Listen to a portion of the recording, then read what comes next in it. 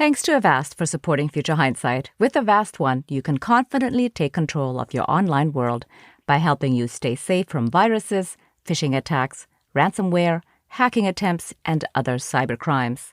Learn more about Avast One at avast.com. Before we get to the episode, I'd like to share a resource to take action in the wake of the June 24th Supreme Court decision to overturn Roe v. Wade. Go to podvoices.help to learn more. Speak up, take care, and spread the word.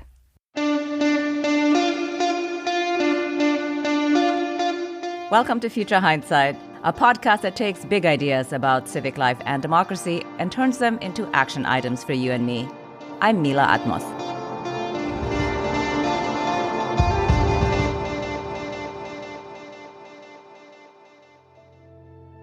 May we live in less interesting times. This is where we are. A global pandemic, the rise of autocrats, the erosion of democracy, big lies, climate stress, mass shootings, and a very hot war in Ukraine. It can feel overwhelming, and it can also feel like, where has normal gone? Is it ever coming back? Today's guest has experienced a really intense version of this. Rachel Vindman's husband, Lieutenant Colonel Alexander Vindman, was thrust into the spotlight when he blew the whistle on then-President Trump's, quote, perfect call with President Volodymyr Zelensky of Ukraine. Rachel thought she'd be a card-carrying member of the GOP forever until President Trump called her husband a traitor. Today, she's a co-host of the Suburban Women Problem podcast and an outspoken critic of Trumpist Republicans. Rachel, welcome to Future Hindsight. Thank you for joining us. Thank you for having me, Mila. This is a privilege. So I thought we'd start with the moment that everything changed for you. Was it a moment? What do you think of as the kind of inflection point on your journey to being an activist? Certainly, I had an awakening about who this Republican Party is. And I think that started with the Kavanaugh hearings and the way Christine Blasey Ford, Dr. Ford, was treated. And then in terms of using my voice, there was a moment. It was in 2020. And my husband told me that a journalist with whom he had done a story, Jeffrey Goldberg of The Atlantic, had written that Donald Trump at one point, President Trump had called members of the military suckers and losers. And that piece, the result of it was he received a lot of death threats and his family had to move away from their home. And we were, maybe 10 months into our public journey. And I just was like, that's enough. We have got to speak out. What happened to us can happen to anyone. And we have to raise the alarm because we were just so normal. When I had that moment, I was driving to pick up my dog from doggy daycare, a very suburban thing to do. And it was like, we're just very normal people. And this is how it happens, right? This is how autocrats come to power slowly. It's not the big moment. It's not like the Reichstag moment. It's the slow things that build up to that allow that moment to happen. So that's when I was like, we got to do something. And our first step was making a political ad, which was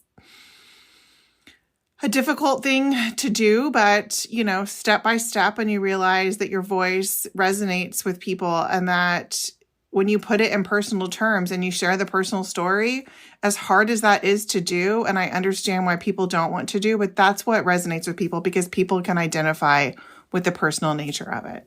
Right. Tell us a little bit about your first political ad. What was it like? What did you say? And what was important about that ad? Well, first off, can I say, because I haven't written a book, but my husband has, so I'm just going to toot my own horn a little bit. I was apparently very good at it, and my husband was extremely bad at it. There was a very funny comment after he appeared on Curb Your Enthusiasm, and someone said, well, I thought he was lying during the impeachment, but then I saw him on Curb Your Enthusiasm, and he's such a bad actor that he must have been telling the truth. And that's pretty much how the political ad went. So he had a lot of lines, and they essentially cut it out because he couldn't deliver it in a natural way. But I guess I have enough drama in me that I could. So I just, I told the story. There was footage of our family kind of taking a walk. There's one call no military spouse ever wants to get. And for me, that call came in October 2004 when I heard a voice telling me Alex had been injured by a roadside bomb. The last time you saw me was here. Dad, do not worry. I will be fine for telling the truth. The first time I felt threatened was just after Alex's testimony. With Colonel Vindman, I'm not going to focus or comment on a former junior employee. Well, I'm not happy with it. Well, you'll see. We'll see what happens. And I said, the most powerful man in the world came after us. The most powerful man in the world came after our family, but what happened to us can happen to anyone. We received thousands of letters of support. America is so much better than Donald Trump. But he can cost this nation so much more with 4 more years. This is America. This is the country I've served and defended. Here, right matters. Vote Vets and the Lincoln Project are responsible for the content of this advertising. And all because my husband spoke the truth in the United States of America, where that should be celebrated, but it wasn't. And our entire life was changed. So I just kind of told our story, and I reinforced that we weren't just any regular family. We were a military regular family. And we, had moved 14 times in about 14 or 15 years. I dedicated everything. I don't have a professional career because I followed my husband around. And it's kind of hard when you live in all these random places and only for a very short time to establish that. So we were true believers in all of it. And for better or worse, or maybe because of that, that's why we were attacked. It's not the only reason, but I wanted to tell the story and show who we are and our ordinariness of ordinary people and the nature of who the Trump administration was. Well, I think it's so powerful what you're saying, that it could happen to anyone, and that we're kidding ourselves, right, if we think it won't affect us. And so that brings me to the way that you're currently using your voice. Let's talk about your podcast. And we'll start with the title. What is the Suburban Women Problem? Well, first of all, we met when you were a guest on our show, and one of my favorite everyday women that we have spoken to, because I guess we have similar stories and just trying to demystify things and talk about things. And that's what we do. But the Suburban Women Problem is something that before the 2018 midterms, it was predicted that the Republicans would take a huge hit. And Lindsey Graham famously said, we have a suburban women problem. I would argue that both parties have a suburban women problem because everyone wants to tell women what their problems are and how they can fix them. I know what my problems are, and I have a pretty good idea how to fix them most of the time. What I need is policymakers and elected officials to listen to us about how we want our problems to be solved. They don't have to talk at us, but listen to us. And that's why there's a problem, I think, because people do too much telling us how to fix it.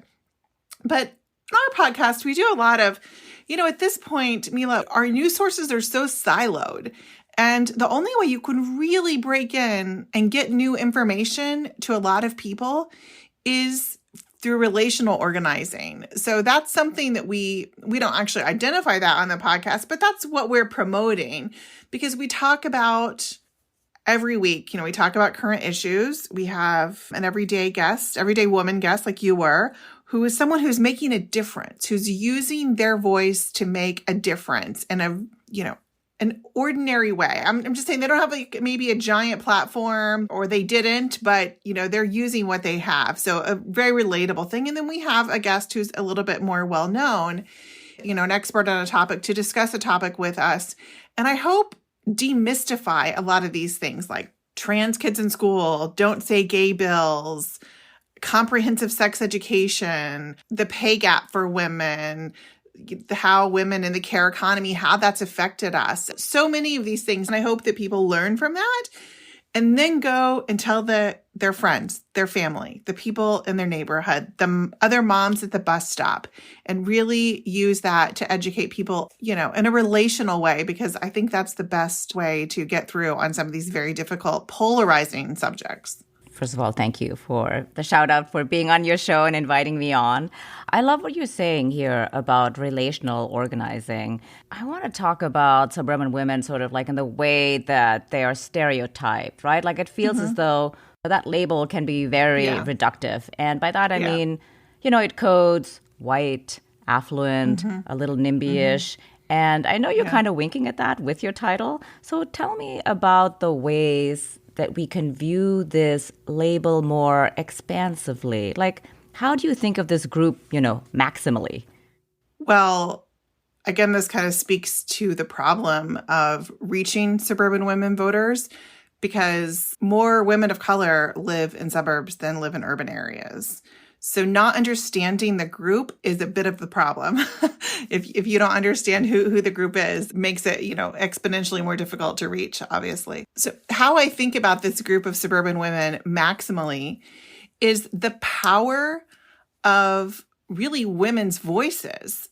It's not a monolith, but we have a lot of connection points, I think, that bring us together. In particular, after the pandemic, a lot more women in suburban areas have lost their jobs, have had to leave the workforce, and are having difficulty re-entering. And this is a group that historically has worked outside the home more. We just know this demographically. So this is like further separated suburban women.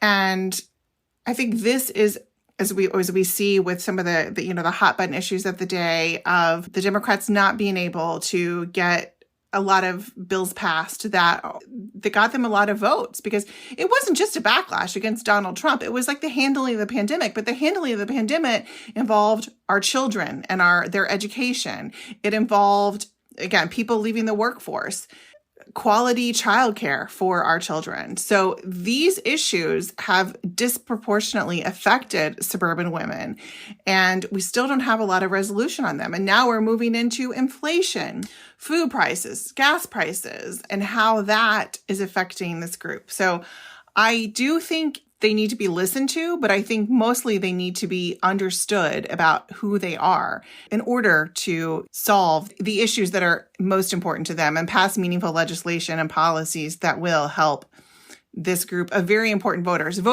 who vote. I mean, these are eligible voters who historically vote in very high numbers, and that's very important, especially going into the midterms. Oh, yeah. I mean, I think this is the lost opportunity, I feel like, in so many ways, that we should be, issue-oriented as opposed to painting the idea of suburban women into one stereotype. Like you said, there are many women of color, and a lot of them are working moms, and the issues that affect them directly are jobs, childcare, inflation, which is, of course, worldwide. And I think sometimes I feel like the press is really, doing us a disservice by not making clear that everybody in the world is suffering from inflation, in part because of COVID, in part because of the war in Ukraine, and to make it sound like it's a domestic problem. I mean, it is a domestic problem. Yes, it is. Everywhere in addition, problem. Yes. No, right. Yeah. I mean, but I met you in person several weeks ago at the Pen America Gala in New York City. And that day, when I was in New York, I recorded a podcast with Sarah Longwell called The Focus Group. And they spoke with 8 suburban women in battleground states who voted for Trump in 2016 and Biden in 2020. It was really fascinating and heartening. I hope that a lot of women feel the way these women did. But they were saying things that it shocked me, because in terms of inflation, they're like, we've had inflation before. This isn't President Biden's fault. And I thought, oh, I'm glad that you know this. I mean, how do you know this? That I wanted to go through and ask him more questions, because it doesn't seem like a lot of people have gotten that message. It certainly doesn't seem like, they also identified that it's happening all over the world. And I thought, where are you getting this information? Because it doesn't seem like everyone has it. So I was, kind of curious about that. Unfortunately, I was only watching the clip. But another thing I noticed with the women that I think is really important in the work that both of us do is we are oftentimes, women of, me of a certain age, very close to 50, was raised to not discuss certain topics in public. And one of the things I thought was interesting is whenever they asked them what the most important topics to them were or issues to them, everyone said healthcare and the economy / inflation.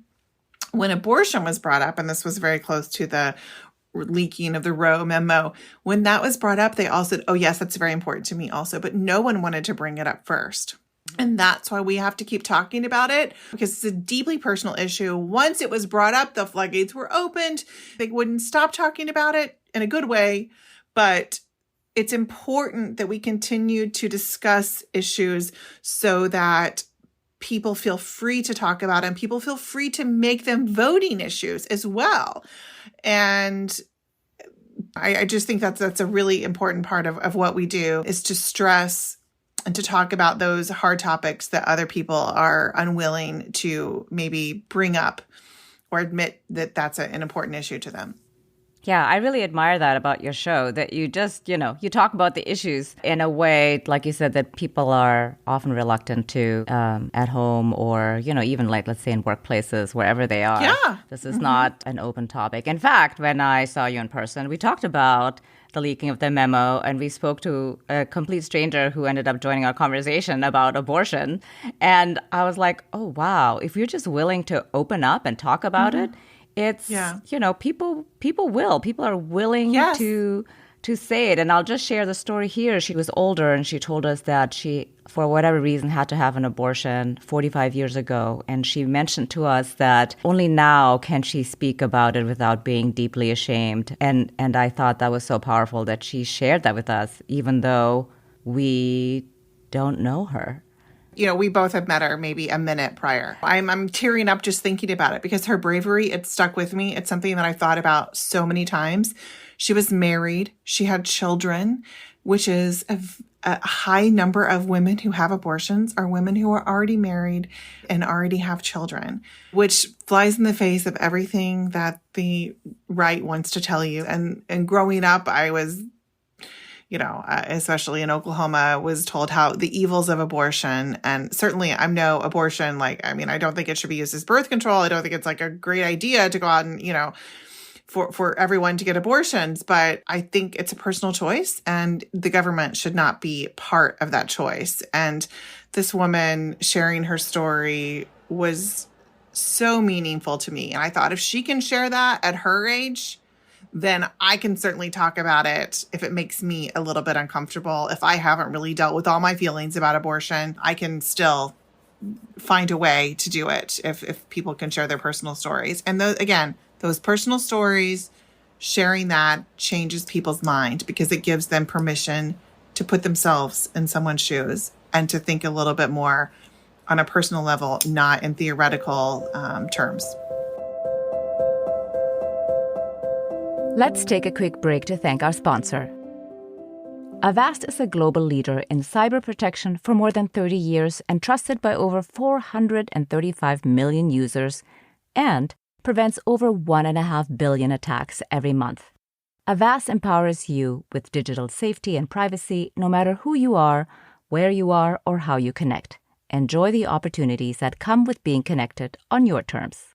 Avast One is their best protection yet, giving you everything you need to take control of your safety and privacy online, accessible through a single, easy-to-use interface. Because Avast believes essential protection should be available to everyone, a free version of Avast One still includes award-winning free antivirus, free VPN, free firewall, and much, much more. Avast's privacy features keep your identity and actions hidden. Its security solutions stop malware, phishing, and virus attacks, and the performance products clean up and speed up your devices. For example, Avast's firewall protection keeps personal information secure and prevents attacks that seek to access your computers and steal your data. I'm a fan of Avast's ransomware protection, which secures your personal photos, documents, and other files from being modified, deleted, or encrypted by ransomware attacks. Thank you, Avast, for supporting Future Hindsight. Confidently take control of your online world with Avast One. It helps you stay safe from viruses, phishing attacks, ransomware, hacking attempts, and other cybercrimes. Learn more about Avast One at avast.com. I want to tell you about another podcast I think you'll enjoy. It's called When the People Decide. It's a show about ballot initiatives, the people who organize them, and how they've shaped American politics. Conversations about democracy in the U.S. typically focus on political parties and candidates, but there's a whole other world of everyday people who are taking issues they care about directly to their fellow voters using ballot initiatives. Join host Jenna Spinelli to hear about citizen-led campaigns on political reform, civil rights issues, criminal justice, and more. When the People Decide is supported by the McCourtney Institute for Democracy at Penn State and produced by LWC Studios. Subscribe wherever you listen to podcasts. And now, let's return to our conversation with Rachel Vindman. You have a personal story, too. I heard you talk about that on your show. What happened? Well, Alex and I, we had a long infertility journey, I guess, but I had many miscarriages. My first miscarriage was on Mother's Day, a couple of months after we got married. And I had another one, I guess, a few months later. And then about a year later, I was pregnant. We lived in Germany at the time, and I was seeing a fertility doctor already. And so they were monitoring the early part of my pregnancy really closely. And I knew I was having a miscarriage. So I had gone to an appointment just to make sure that the miscarriage was happening naturally. And I was in a lot of pain. And my doctor was very concerned. And about 30 minutes after arriving at his office, I was in surgery and I had an ectopic pregnancy that was close to rupturing. And when I look at some of these restrictive abortion laws, trigger laws that, will go on the books as soon as Roe is repealed, and also these states that want to pass extremely restrictive laws, maybe they have a cutout for ectopic pregnancy, but will anyone be willing to perform that surgery? Because it's until you see the ectopic pregnancy, it's too small. Even with the diagnostic tools, without looking internally, you cannot truly know that it's an ectopic pregnancy. It's not a true diagnosis until you see it through surgery. So had I been in one of those states that day, I could have lost my life, because if I wasn't able to have that surgery, I wouldn't have had time to travel to another state where perhaps it was, legal to have surgery. And that's certainly weighed heavy on me in a personal way. And I think it's such a great example that many of the people who are making these laws, they don't care about reality. They don't care about the medical reality of the situation. Then they don't care to learn. There was a state legislator in Oklahoma who went to West Point. He's presumably an educated person. The U.S. taxpayers pay for his education. He referred to an ectopic pregnancy as a child living out the beginning days of its life. As someone who has gone through fertility treatments and has longed to see a heartbeat on the screen at 6 weeks, I understand how powerful that can be. I also know that heartbeat, it's definitely in air quotes. And again, to me, as someone who wanted to see it, it was very special. But I didn't view it as a child even living out the beginning stages of its life. And that was after cardiac activity. This is way before cardiac activity. It's just preposterous. Of course, if you say it like that, you're painting a picture and people will agree with you. But it's just absolutely not true. It's not medically true.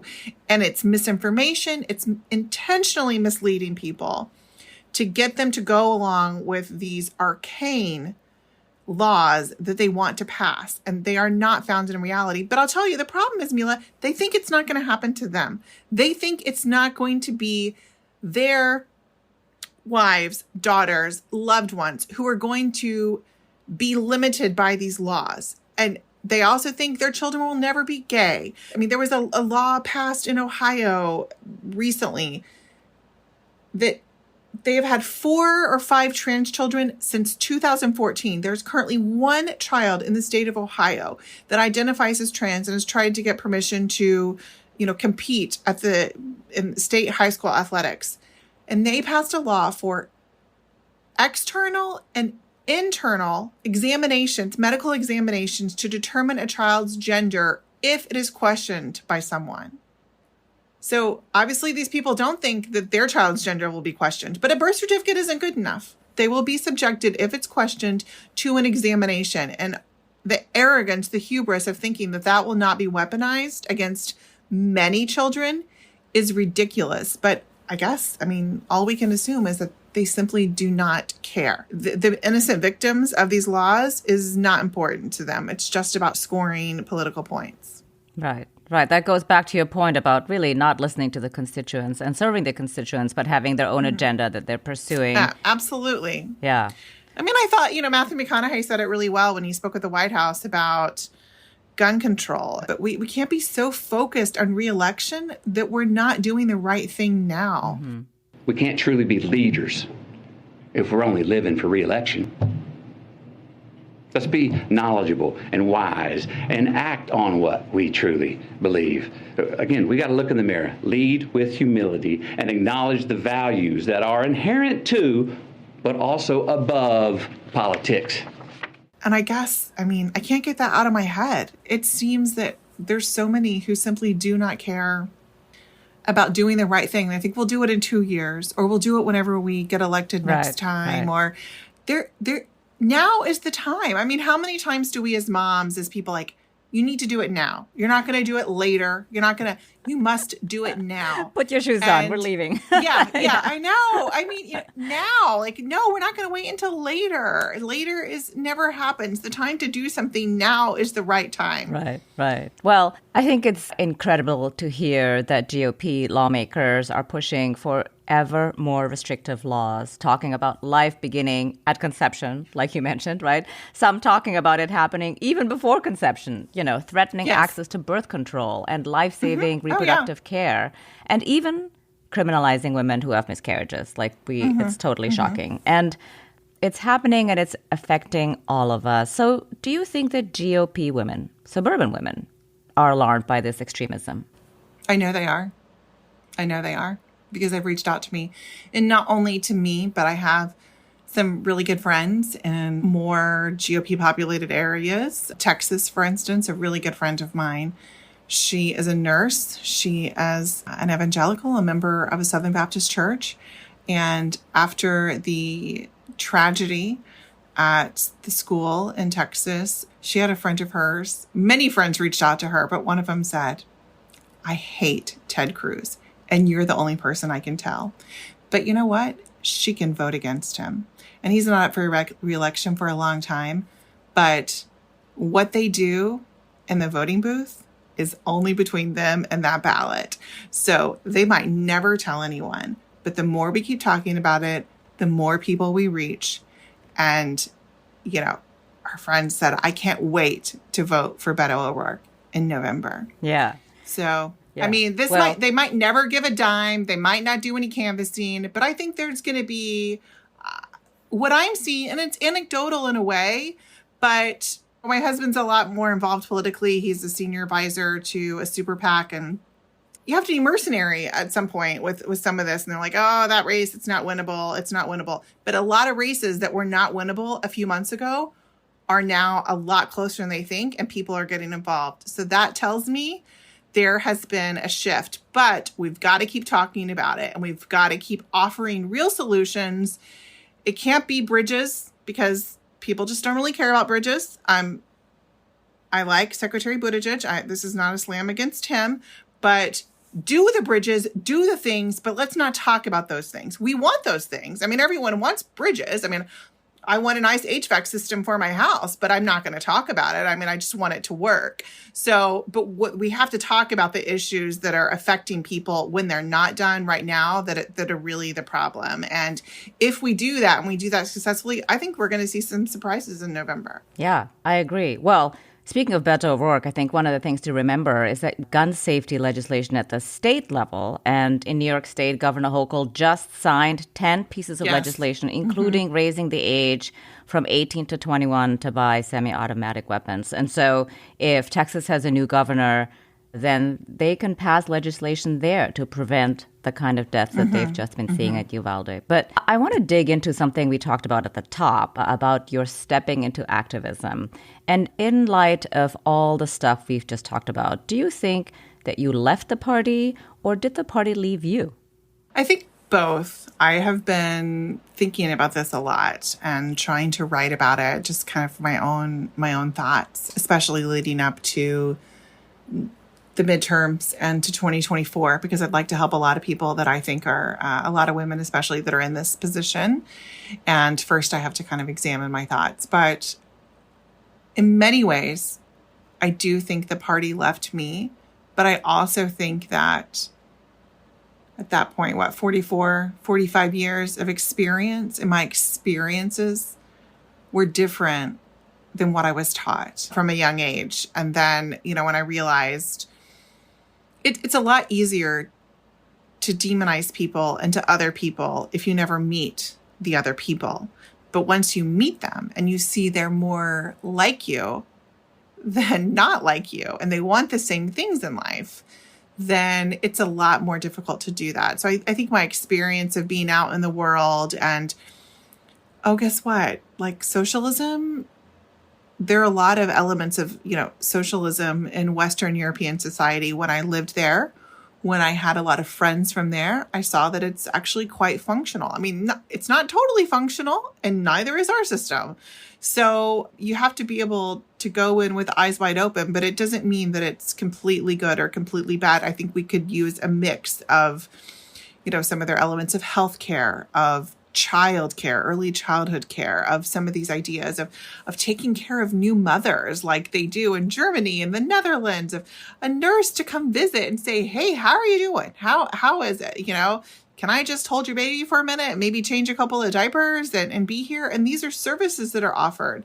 So those kind of experiences changed my views, my long-held views on a lot of things. And so I probably changed as well. But let's be honest. I mean, this current Republican Party is absolutely nothing like the Republican Party that I was familiar with in, my formative years of the 80s and 90s, that my, sort of early political awareness in those times. So they don't bear any resemblance to them at all. Like the party of personal responsibility, I don't know where that is, but that's long ago left their ideology.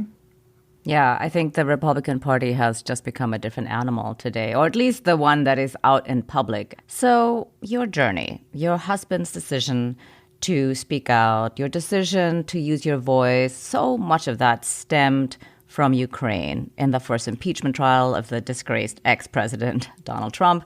Ukraine and its defense were almost sidelined, right? Like, we didn't talk about that very much. They felt like afterthoughts at that time. When Russia invaded Ukraine in February of 2022, it came as a shock to many, and the American public was basically blindsided. Were you shocked? I was not shocked, but I think that's because I live with retired Lieutenant Colonel Alexander Vindman, and he had been talking about this buildup for quite some time and starting to get concerned even last summer and talking about it. And the joke that's not really a joke, we went to, the first time leaving the country, in many years, we went to London in early November. And on the way there, he wrote a 6,000-word missive about this buildup and talked to some people while we were there about it. So I joked that he had this paper, and eventually some version of it, I think, was published in either December or January in Foreign Affairs or something. Pared down version, thankfully. So I joked that we took it on vacation with us. This paper lived through the holidays with us, spent, Thanksgiving, Hanukkah, Christmas, New Year's, like it was very much a part of our lives. So he was talking about it and thinking about it a lot. So I guess I didn't have an opportunity to be surprised. And everyone wanted him to hedge. And he was like, I'm not hedging. They're going to do this. They are going to invade. And many scholars, many people that he really admires were telling him, sorry, Alex, like, you're not in government anymore. You can't really do this. Like, people are listening to you and you're scaring people. But he wouldn't back down. So it wasn't surprising, but it was disappointing. And I think I wrote about it, for a piece that I wrote in USA Today about a friend of mine that I had met in Moscow, and she lives in Kiev. And I had been begging her to try to leave. And Alex had been trying, he would translate what I would write to her. He would translate it and, please leave. And, even the Ukrainians, it was genuine disbelief. They really did not believe that Putin was going to invade. She was like, how can he start a war in the heart of Europe, the biggest war? And Alex just kept saying, I hope I'm wrong, but what if I'm not? And no one is ready. And, unfortunately, I think he's been pretty frustrated because and me frustrated on his behalf, as he's always been a couple of months ahead of everyone else and kind of what they're thinking. Like, when it started, like, we got to give them more now. The sooner, that they end the war, the sooner we can get back to normal. And sorry if I could divert this a little bit. When it comes to the issues, the domestic issues we were talking about, one of the fastest ways we can deal with some of these domestic issues is to help Ukraine defeat Russia, because that actually will help politically, domestically in the United States and around the world. That will help because it will ease the burden of some of these issues, particularly of inflation and high oil prices and fuel prices that people are feeling. So I know there is some consternation, as there always is in the administration, about what to do and a lot of discussions. But every day that those go on, many people are dying in Ukraine, both Russians and Ukrainians, soldiers and regular Ukrainian citizens, but also it just prolongs the pain for everyone else. I mean, it's hard to think that like paying a little bit more at the gas pump is not the same as losing your life or losing your home, but it still is a relatable, personal pain, and something that I think we definitely need to take a hard look at. Yeah, for sure. Well, we had Ambassador Marie Yovanovitch on the show a few weeks ago, and she was concerned that we keep the pressure up, and keep attention on Ukraine. But it feels like, once again, now we are, at the beginning of summer, and our limited attention spans are waning. I think you just kind of went there, but is there a case for ordinary people in the U.S. to keep paying attention to this conflict? How do you think we should be doing that? Because you just explained the importance. Well, I think the way to pay attention to it is to continue to see what's going on. There was a great story recently about the head rabbi of Moscow, who had to leave because he was being pressured to be party to support the war in Ukraine, and he wouldn't do it, and he left. We need to celebrate these stories. We need to talk about these stories, and I think if the media would talk about it, there is an appetite there. I mean, they're just trying to cover so many things at once, and there's only so much time, although they do have 24 hours a day. So I think they could find some time to talk about it. Though I suspect they will probably go back around the summer. There will be people who are once again reporting from Ukraine, from border areas, the border countries, about the humanitarian, and refugee crisis. And there's still a lot of work being done.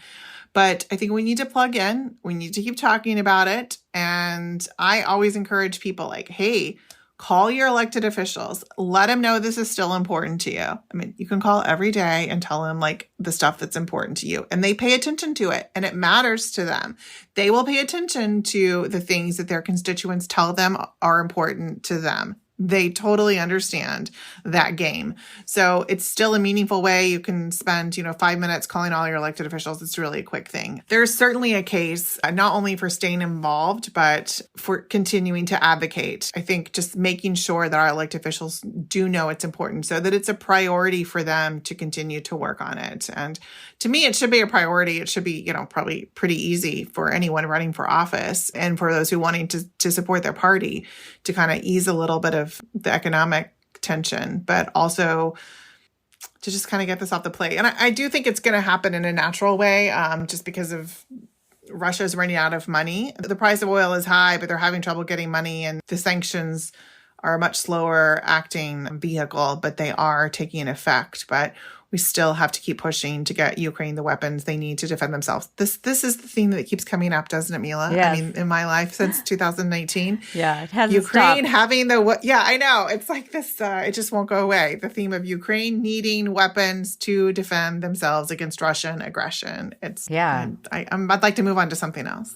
Yeah, all of us do, except we don't think about it in the way that you do, of course. But, I think you did that so well in connecting the dots that when Ukraine can win this war, then a lot of the global pressures will ease, whether that's inflation, on food prices, but also on oil prices. So this really has been such an incredible conversation because you're so good at making the political personal. And on the show, we are all about turning big ideas into tangible, practical action items. So what are 2 things you would ask our listeners to do, suburban women or not? You need to call your elected officials or otherwise make your priorities known to them, what is important to you, what you want to see them act on. The summer is going to see, some important legislation that they're going to have before the recesses over the summer. So it's important that we let them know what's important to that. And then I think the other thing is you got to get out there and have those hard conversations. You got to talk about the topics, and nothing needs to be off the table. And if that means you need a glass of wine to loosen up a little bit before you talk about it, so be it. But be that person that your friends can come to, and you can maybe demystify things that they've seen on Facebook or, whatever their social media algorithms are showing them, and that you can talk about it in a calm way and not get upset and not accuse them of anything, but just, maybe give them some food for thought. That's something that they might not be seeing in their normal, as I like to say, siloed news sources. So those are from the very top to our everyday. And then, we all live our lives somewhere in between. But it's important that we do that because our friends aren't the ones that are making policy, but they need to understand the policy. And the policymakers need to understand what's important for us because that's what they're elected to do. Right. All good advice. I love the idea of really speaking to your friends about everything openly and be a resource to your network to go if they have a question to demystify what's happening. So, last question. Looking into the future, what makes you hopeful? My daughter makes me hopeful. I see the way she looks at the world, which is so much, it's shaped, of course, by where I am now in my journey and my husband is in his journey. But it's so much further than we were. So much of the junk that we had to deal with, the prejudices that were taught to us by loving people, but they were shaped by their experiences, our parents and grandparents. So she's so much beyond that. And I think she can see people for who they are. And that's a huge part of any work that anyone does. We have to see everyone as equal and human and having that intrinsic, value and that kind of empathy for everyone's experience. So I'm hopeful that even at 11, that she already has that and she can do much, much bigger things with her future without having to sort out a lot of other stuff at first. But I'd like for her and her generation to be able to work on issues without having to, sort of adjudicate the role of democracy or whether or not we need democracy or rights. So that's my job to do for her. That's my fight to fight for her because I am so hopeful of the great things that she and her generation can do if we give them that opportunity to do that without having to fight for the same things that we fought for. Hear, hear. I'm all on board. We're in this together so that our children can achieve even bigger, better things for our democracy. Yes, indeed. Thank you very much for joining us on Future Hindsight. Thank you for having me. This was such an honor. Rachel Vindman is a co-host of the Suburban Women Problem podcast.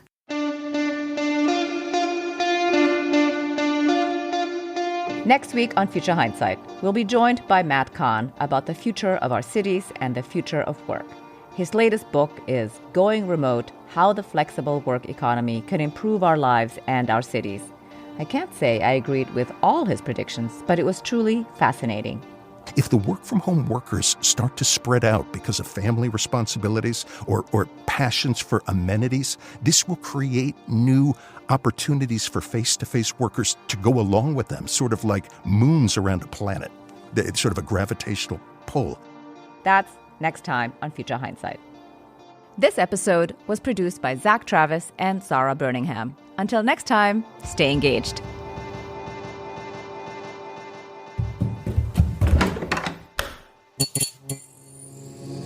This podcast is part of the Democracy Group.